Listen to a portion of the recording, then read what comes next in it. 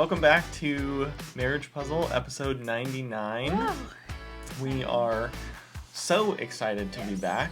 It's been a minute. We'll get to that soon and tell you all about what's been going on with us, where we've been, what we've been doing. If this is your first time here, you're stopping by on an interesting episode because we've been gone for a while. We're coming back. So we want to kind of reintroduce ourselves a little bit. If you've been listening the whole time or any amount of time, thanks for coming back and joining us again. We're so excited to be here, and we can't wait to share more with you about that. So let's give a little introduction of ourselves again. Yeah, who are we? I'm Thomas. Who are you? I'm Julie. And we are marriage coaches. We've been doing this podcast for a while now. Yeah. I mean, this is episode 99. We have a handful of kids, right? Just 4. How many? I don't know. That's either a lot if you don't have kids or you have 1 or 2. It's not a lot if you have more than 4. So, I don't know. Yeah. It's a lot to us. Yeah. Some days it's the perfect amount. Well, we have twins. We have twins for the first set. So, that's kind of got us a jump start. Yeah. And then waited 5 years after the twins to have another one. And then had another one. Yeah. And even with all of that and, all the stuff that's been going on, we're excited because this year is our 20-year wedding anniversary. Yeah. Happy anniversary. Yeah, a little bit early. Yes. But not till the fall. So, but yeah, when we launched this podcast, we were planning 15 lessons after 15 years of marriage. So we did. That lets you know how long we've been doing it. We had forgotten about that. Just said 15 years, 15 anniversary, 15 wedding anniversary. And you can go back and listen to those episodes, see if that advice rings true to you, because there's 15 lessons that we had learned. And I was actually looking back through that the other day. There's actually an honorable mentions episode, so there's actually 16. Oh, that's right. There may be more lessons, but there's 16 episodes on it. Did we recap? Is that we might have recapped, but there were some that cutting room floor ones that, we were like, these aren't good enough to be in the 15 yet, but... I remember now. Yeah. It's all coming back to me. Yeah. But we're still alive. We're still here, but it's been a minute. Why are we called Marriage Puzzle? Let's re-explain that to everybody. That's a great question. I love this story because we dreamt of this podcast when we were on a road trip together, just the 2 of us. So we had 3 kids at the time. And a big life change. Yeah, we were moving cross country from Colorado, and now we're in Florida. And so we had already moved with our stuff and our kids and our dog. We couldn't move with the fish. The kids brought that up the other day. One was like, we had a fish. But, so then, Thomas and I flew back to Colorado and then drove our second car to we kind of went off the route too and had some really fun stops. And so we had lots of time to talk. I think that was the last time we've gotten away without the kids, actually. So. Yeah, probably. Now our youngest is almost 4, so. But yes, it was before. But we've got a trip coming up. Yes. This is the year. Yeah. 20-year anniversary. We're going to a no-kid trip coming up. I know. But how did Marriage Puzzle... To go to another wedding. Start. Yeah, I know. Well, we should, we'll count it as an anniversary trip. Any excuse to get away. But yeah, someone else is getting married.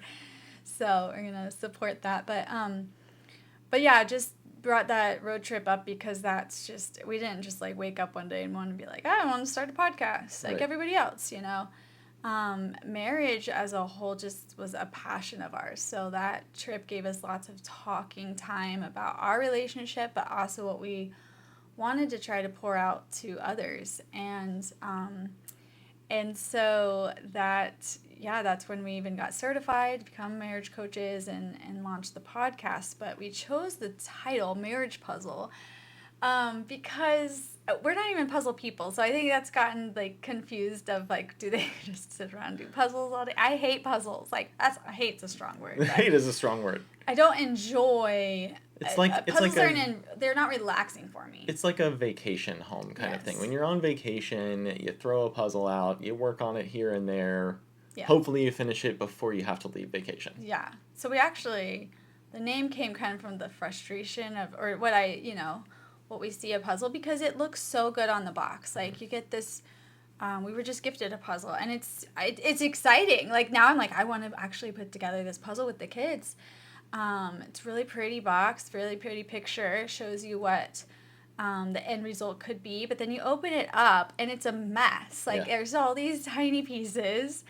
You don't know where they go, and you get started, and and then you turn over another puzzle piece. You're like, where does this one go? And so I think we just kind of picture that, and we're just navigating our own marriage puzzle, and we want to help people with their marriage puzzle. And to like tie that together, like doing a puzzle is a lot of work, and so is a marriage. Yeah.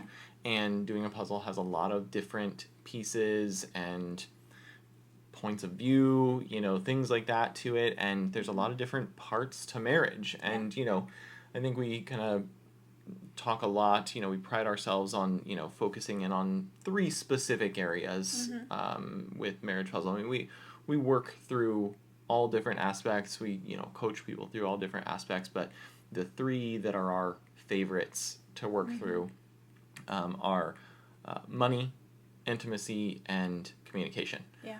And I almost forgot the third one for a second. I had to really think about it. I'm shaking off the rust here, people. Well, I think it's kind of like even a 3-legged stool. We talked about that before, too, of, if you have a 3-legged stool and you don't have one of those legs, it's not sturdy at all. Yeah.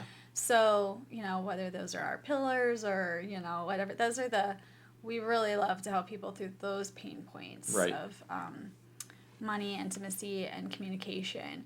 Because going back to the marriage puzzle thought, I mean, you could elaborate that, play on words for so long, because how many times do we not finish a puzzle? You don't ever arrive in your marriage, but I just hate that, people can be like, this is too much work. You said it's hard work. This is too messy. I'm done. Put it back in the box, get rid of the puzzle, whatever they do, they give up on their marriage. Yeah. And I don't even mean all the way to divorce. There's so many couples out there that are living in their marriage, but they're stagnant. It's a dead marriage. Yeah. Like they're not thriving. And so it's just, collecting dust. But then there's also, you can put together this project. Like I said, you don't ever arrive, but, there are some great, healthy, godly marriages out there that we look up to, that we strive to be, not just for our audience, but for our kids, for each other, for our legacy. And so just a quick story on that, I think, reminded of, we had a picture of us, like a picture of Thomas and I, and a photograph like picture, and somebody turned it into a puzzle. Yeah. And it's super cool, but again, we started putting it together. I started putting it together when I was on bed rest at the hospital with our last child, thinking, I will spend weeks and weeks and weeks here. I have time to put together a puzzle. Again, I told you I don't enjoy them because they're not relaxing, but when you're stuck in a hospital room for days and days and you can't move because you're on bed rest, I thought a puzzle was a good idea. But I only got the edges done, like the border, before 2 weeks later, after that 2 weeks bed rest, our son Jordan was born. So we then moved rooms, right? Yeah. I think you and my sister had to put the puzzle back in the box and go. And then Jordan was in the NICU for 5 months after that. So we brought the puzzle to the NICU room and, again, thought I would be able to put it together in the NICU. And we walked in one day, and one of the puzzle was all put together. and one of the night nurses had left a note and said, "I'm sorry for putting together your puzzle." Like, she apologized because it was a slow night, and yet we have that still put together. We didn't rip it up. We brought a frame into the NICU to frame that puzzle, and it's up on our wall. And so I just say all that. It's kind of like our reminder of going back to marriage puzzle. Marriage is work, but it can be this beautiful, picture. Right. And so I walk by that every day now. Yeah, Puzzle picture. I hope that gives you guys an insight of, why we chose to do this, our vision behind it, what excites us about helping marriages, and hopefully, we can put out some stuff that is beneficial to you. Yeah. In every episode, I think that, just like you're talking about, like, you can always strengthen something. So you should be able to gain something out of every episode that we put out. And, we really just, that's our goal here. And so we want to keep helping to build stronger marriages, build better marriages, helping people to take that first step to revive their marriage, things like that. So kind of back to, if this is your first time here, you've kind of got a little rundown on who we are now. So now, make sure that you stick around through the rest of this episode. We're going to talk about more, but stick around for a while. You came here on purpose for a reason, so make sure you're sticking around. Follow us, subscribe to the podcast. Follow us on all social media channels, YouTube, TikTok, Instagram, Facebook. I think that's it. So find us over there, and help us to reach other people. So if you get something out of this episode that is beneficial to you, we'd really appreciate you giving us a follow and a share. We'd love for you to share it with somebody, even if that's just your spouse. That's great too. Because we understand that most of the time spouses aren't going to sit down on the couch and listen to this podcast or watch it on their TV together at the same time. A lot of people are on the go, so share it with your spouse and let them listen to it. And help us out there. So because we're definitely back. We didn't get to plan our exit, I think, and say, hey, we're going to take a break, so if everything's fine. Yeah. Our family's great. Our marriage is great. So we'll kind of fill you in. I think we were just going to take off for the holidays, and then a year and a half happened. Yeah. Our last episode 98, released on November 25th, 2004. Okay. So it's been about 18 months. Okay. So, that short break but turned we're into a in long it break. now. Weekly podcast. But why did it turn into such a long break? Yeah. What kind of happened there? Again, it wasn't just like, hey, let's stop and do XYZ of life, but a lot has happened in 18 months. I'm celebrating that I finally finished my bachelor's degree. High five. Thank you. Appreciate all the support. I got my associates back in 2008, and then we just went right to the workforce, and then became a mom and got busy, so I was mom and working full-time, and I kind of already got into what I thought I wanted to be, who I wanted to be with whatever degree I had. So but I don't know, I started, as I grew up, gravitating to more marketing and communications, and I just wanted to finish something. So I have a bachelor's degree in communication, Bachelor of Arts in Communication, but that took a lot of nights and weekends, and I was not up to recording podcasts during the writing nights papers. And weekends and accelerated courses to get it done as fast as possible, like 2 courses across every 8 weeks, non-stop from the time you started it to the time you finished it. And so if you're listening now, and this is the first you're hearing about it, we just posted a video on our Instagram. I got to surprise Julie with her actual certificate when it came in the mail, because I checked the mail and found it, and hit it for a few hours until I could gather all the kids together and we could kind of celebrate and make it fun for her. So thanks. Go check out that video from a week or so ago. But so that was kind of what I was up to. What were you up to?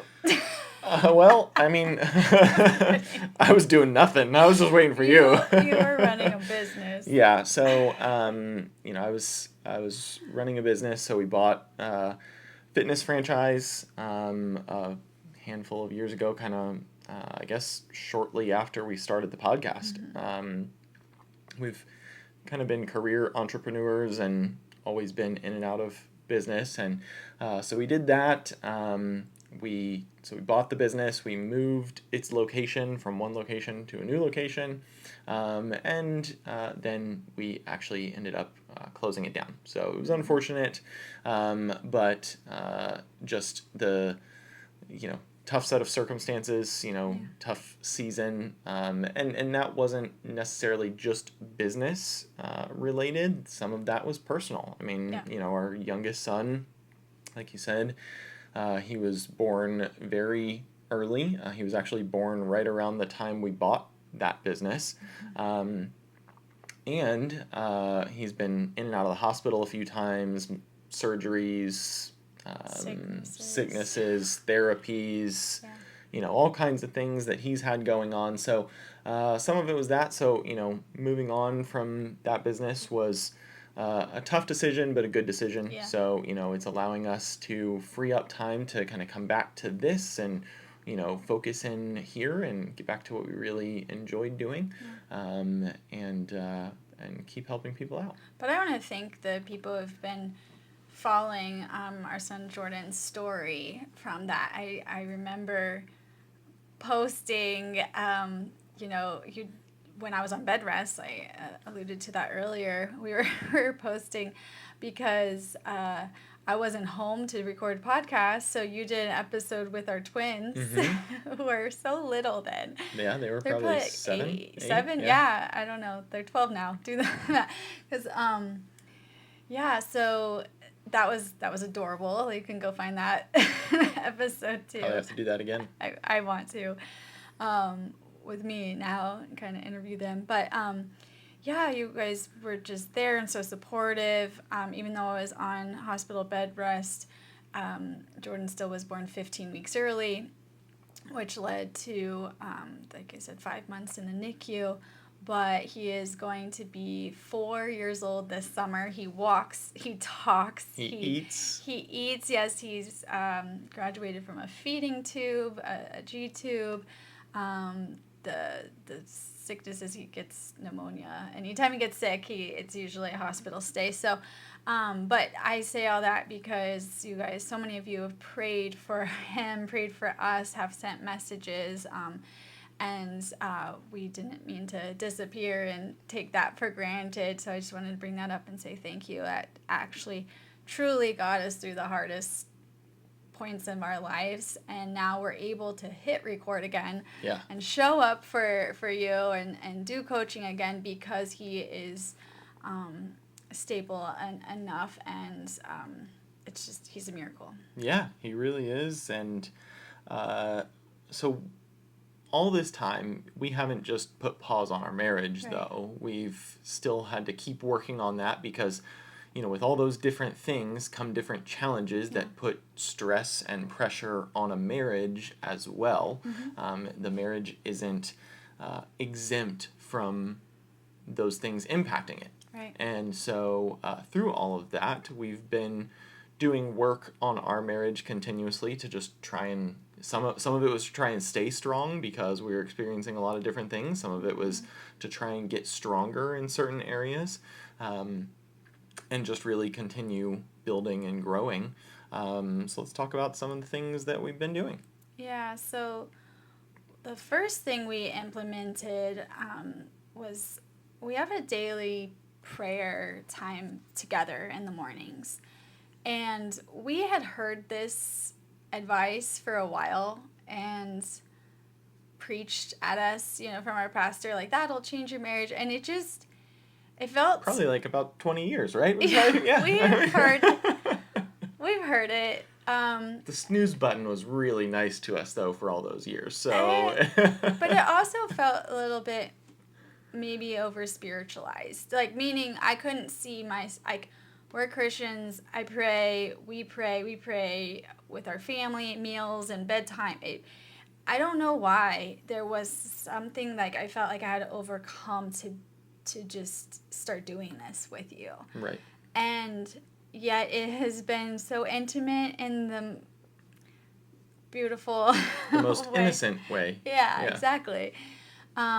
So when we finally said, okay, we're going to do this, like, I don't want you to think it's to over spiritualize it and say that's not for me, because this is like the number one thing that's changed our marriage. Yeah, I just want to jump in and say, like, I think for me, kind of what you were talking about of like over spiritualizing it, I think it was always felt like it had to be this big, huge thing. Like, okay, we've got to wake up at, an hour before the kids get up, and we've got to spend this huge dedicated time in prayer. Not that anything's wrong with that. If that works for you, that's great. We were in a season that I thought that was attainable. Right. And we're going to kind of talk about the seasonality of what we've been working on here. Yeah.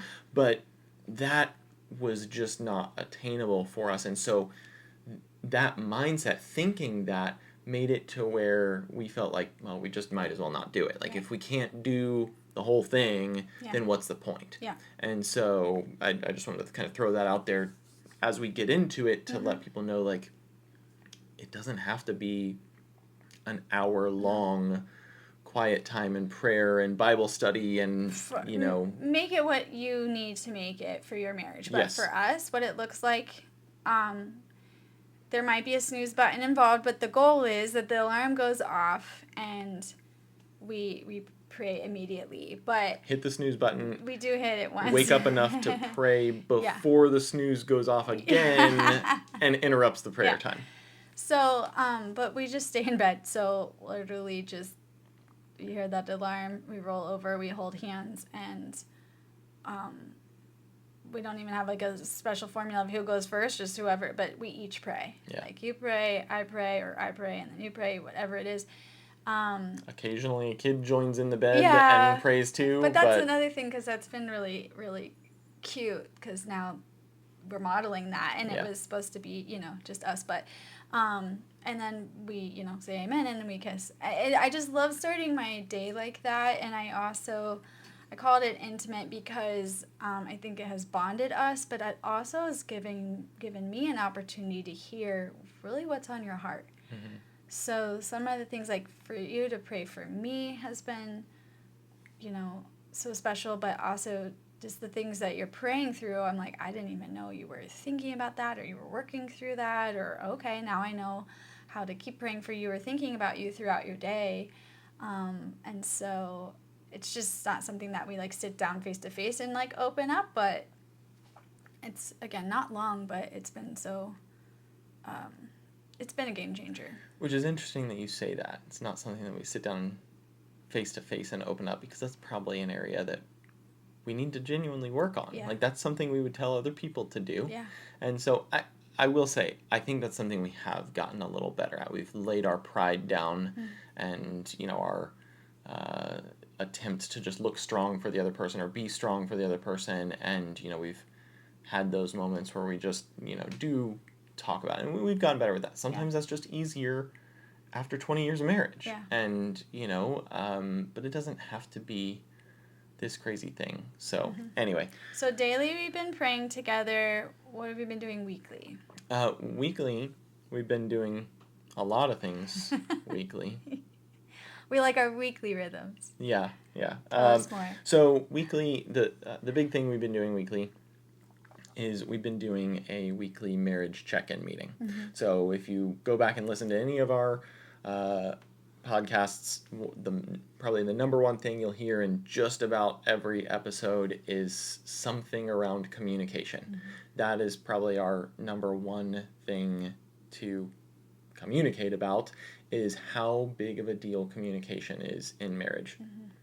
Yes, the three-legged stool example makes a lot of sense. If you're struggling with money, that leg of the stool is going to be weak, your stool's going to fall over. Like if you're struggling, not necessarily hard on money, but like struggling with being on the same page. Communicating about money. Yeah, but being on the same page with money. Yeah. If your intimacy is lacking, then that leg of the stool is going to be weak. But communication is it runs through both of those as well. Like it's woven in with those other two pieces. But so we've been doing a weekly marriage check-in meeting. For us, it works out that it's on Sundays. We do it to kind of kick off our week, talk about what's coming up in the week. There's all different aspects. We have a list of questions that we go through, and we talk about all of these different things, and it's really become kind of, I think, an exciting thing for both of us. Like we both look forward to this meeting, because it forces us to get on the same page. We could have been fighting the day before, and this is going to force us to sit down and have a grown-up conversation and talk about good things that are happening too. I was say it's not just logistics. We do definitely look at the calendar every single day. What's Monday, Tuesday, Wednesday, Thursday, Friday, Saturday, get us back to that next Sunday night meeting. Who's taking who where, what the meal plan is, what we need to buy or do, the goals for the week. There's a financial piece to the meeting, talking a little bit about budget. But the bookends of the meeting, like the logistics are in the middle. I do like we start with what we appreciate about each other. We each have to say something. And it's not just, I appreciate you, I love you. It's, you have to really think, like, what this week? And that wasn't in our daily rhythm or weekly rhythm before we started doing this weekly check-in. So you get excited, but you kind of get to like come prepared and tell your spouse something that you do appreciate about them. And then we even ask, what are some areas of frustration or improvements? So we don't save every fight for this meeting. We are big on like, there's a problem, talk it out in that moment, and don't go to bed angry and all the things. But that has been also really helpful because we're both in a calm state. We know the questions coming. We're ready for that person to open up. And it's not necessarily about that other like, let me tell you all the areas of improvement you need to make. Just some frustrations this week, which is our family rhythms or this or that, and we were like as a team talking through it. And it can involve things that have been frustrating you about the other person, but one of the things that we've I don't think we really officially decided this ahead of time as like a rule, but I think we don't really bring a laundry list of things. Like if there's something that's like that you've been doing that's been bugging me, I'll let you know about it, but I'm not bringing 15 things. No. I'm going to try to limit it to 1, maybe 2 if it's like important to me. But I don't want to come at you, with this huge long list of things because that's just going to, be hurtful. Well, as you shouldn't. Like I said, you shouldn't carry that for that long. Right. So let's talk about what happened this week so I can fix it. Yeah. Let's work through that. I want to hear it. And this way too. It goes both ways, But it can be for that, but it's not necessarily intended to focus on what's your partner been doing that's been driving you crazy this week. Like that's not how the question is worded. So, but the point is that it's a rhythm. It's a weekly rhythm. It's on our calendar for that weekly marriage check-in, and then in that meeting check-in, we have a plan. Yeah. We have the questions that we go through every single week, and so if you're interested in that, you can message us, reach out to us, and we can, send you kind of our formula. But you can also make your own. Yeah. Figure out what you want to talk about every week. Yeah. And then stick to it. Yeah, and the cool thing is this meeting often leads to some other things. So like that, the weekly. You get your communication in the meeting. Just you say get it. You get a little money talk as part of the meeting. So that's 2, and then. Oftentimes, you get on the same page, and it brings intimacy along. So, but that has been a weekly rhythm, and I think we were going to talk about that, right? Yeah. That, full disclosure, we try to do what, like 3 times a week? We try, yeah. We're like, we really want to improve this in our marriage, and that was a little exhausting. Maybe people are out there 3 times a week, and that's great. Well, Maybe I don't think it was the 3 times a week that was an issue, necessarily. It's true. Okay, sorry. I just want to make sure we, like, It was not. It was a poor choice of words, because no, it wasn't exhausting. We could keep up. We tried to schedule 3 times a week. It wasn't That's as what it was. It wasn't as special. Meaning, we could get there, we could connect, but it was like we get the job done. We were checking it off the box. So what happened with that is we realized that through probably some of these meetings that we were struggling with just being on the same page about initiation, like who's initiating and who's, frequency, and we just were not on the same page about it. And so at some point we decided, well, why don't we pick a number of times per week to try. We picked 3. We tried to schedule it on certain days, and then,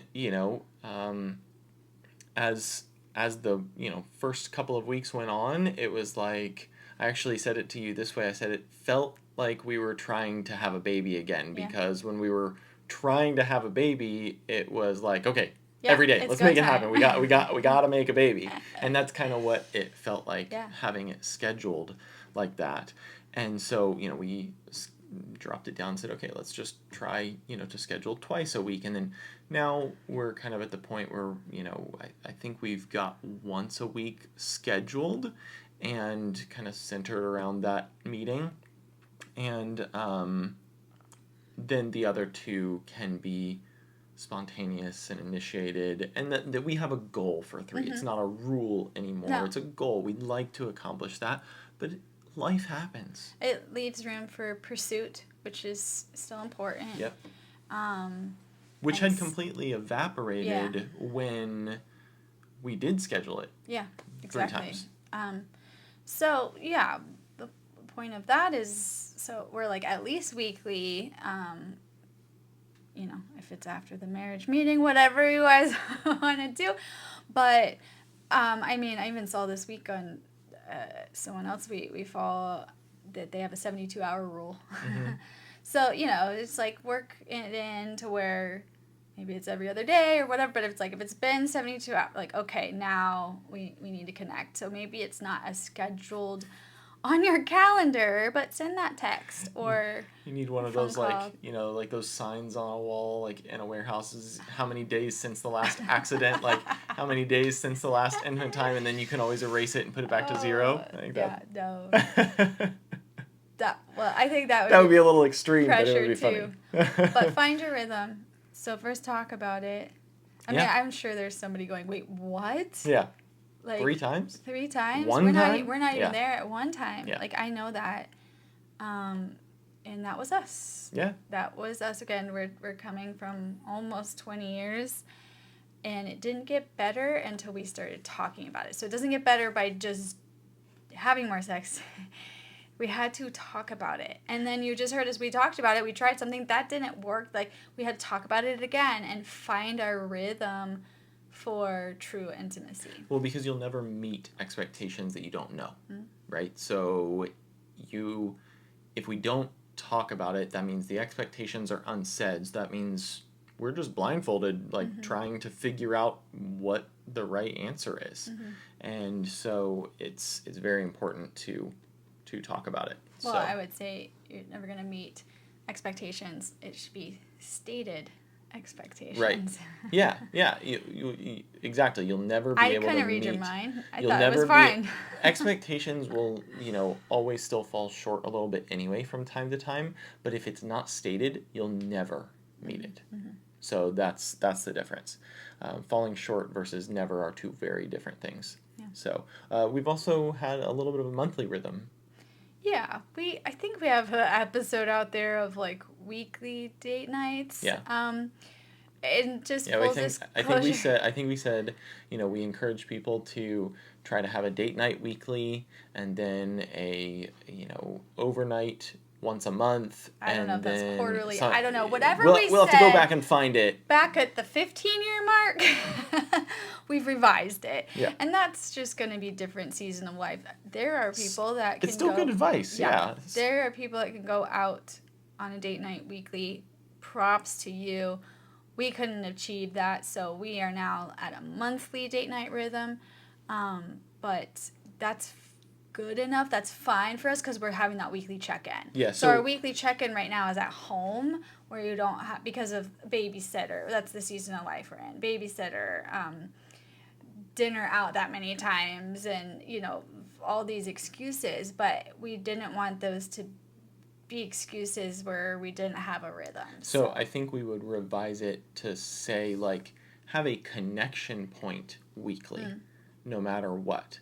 That marriage check-in for us is almost like a little mini date. Yeah. Like, we go in our room and shut the door, even if there's, like, our older boys are watching TV. Like, we're just going to go and have this conversation and just focus on us for a little while. They know that it's a marriage meeting. It's Exactly. on the calendar. Yeah. So there's And no, like, funny business why they're, but, like, they again, we're not modeling it right in front of them, but they know that we're connecting and communicating. Yeah, so having that weekly check-in is still important, and that can be a date.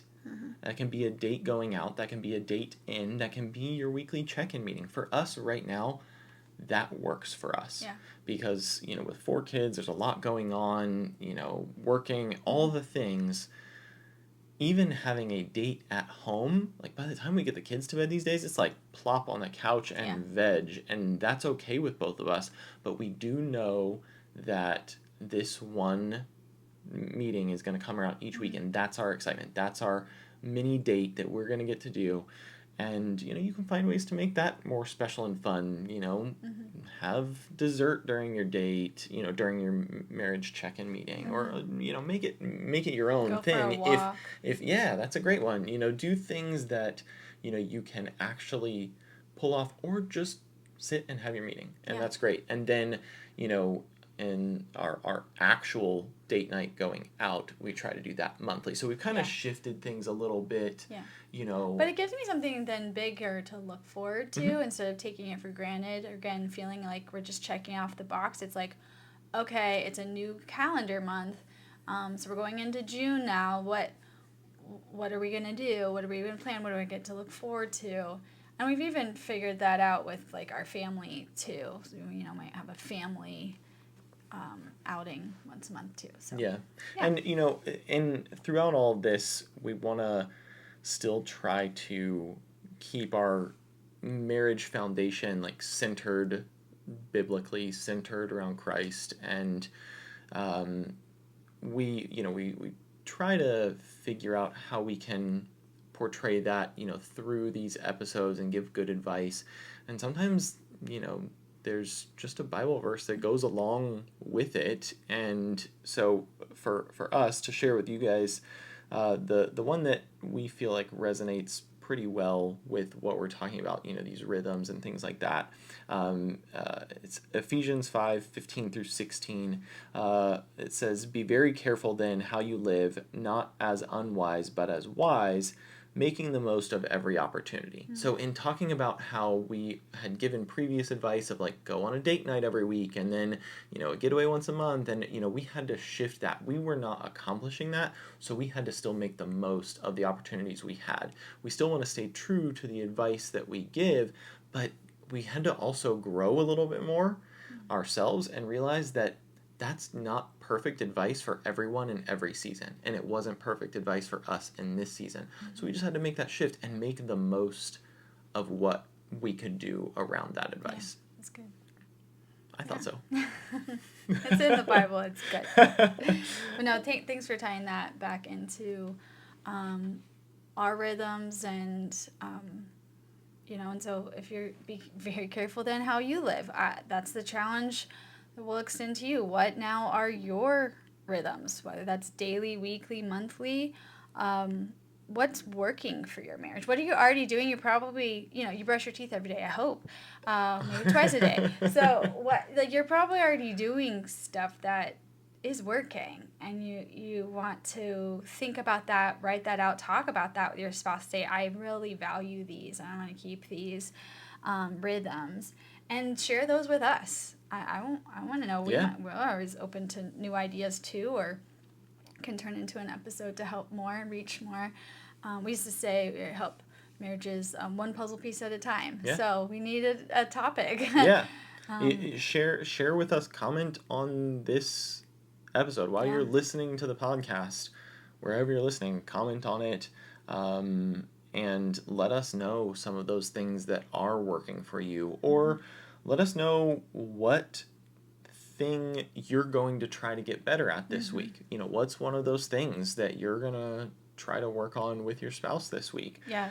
Because we'd love to know what your struggles and pain points are, because we can then try and help with those. If you guys communicate back with us, we can give some good advice. Yeah, I mean, just like I said, if you want to identify the positive rhythms that you want to keep, that you should value, I'm sure you could probably think of a longer list of what are the negative rhythms right now. Are you fighting every day? Are you only being intimate monthly? Are you avoiding sex altogether? What's the one thing you can commit to working on this week? And talk to your spouse and let us know. Yeah. Well, thanks for coming back to this episode. Like we said in the beginning, we are so excited to have you back and to be back. And we are grateful for each and every one of you that have been with us since the beginning, and everybody who's jumped on along the way. Yeah. It's so much fun for us to get to sit here and just talk and hope that it helps somebody out. We know that we'll never get to hear all of the stories of how it helps, but if we'd love to hear the stories of how it helped you, but we know we'll never get to hear all of them. And we just hope that this falls in a place for you that is able to help kickstart your marriage or make your marriage stronger or do something. And so that's our goal here. So if you did find something out of this episode, which I'm sure you did, there was a lot of good stuff in this episode. So there's a lot of good stuff here. Go share it with somebody. We talked about that in the beginning. Go share it with somebody, even if it's just your spouse. Share the episode. Tell somebody to listen to it. Find a friend. People are married. Just send it to them. Hey, this is a really good episode. There's some really good advice in here. And the way I like to think about that is, if there's something good that you have, like, why would you not share it with someone else? Like, even your enemies. Like, why would you not share with your enemies? If you had the cure to cancer, you're not gonna not share that. Yeah. If you had the tools to help your marriage, you're not gonna not share that. Yeah. So make sure you're looking out for the people around you. Go follow us on all the channels, YouTube, TikTok, here on the podcast, on whatever platform. Follow us. Show some love. Instagram, Facebook, find us everywhere. Follow us.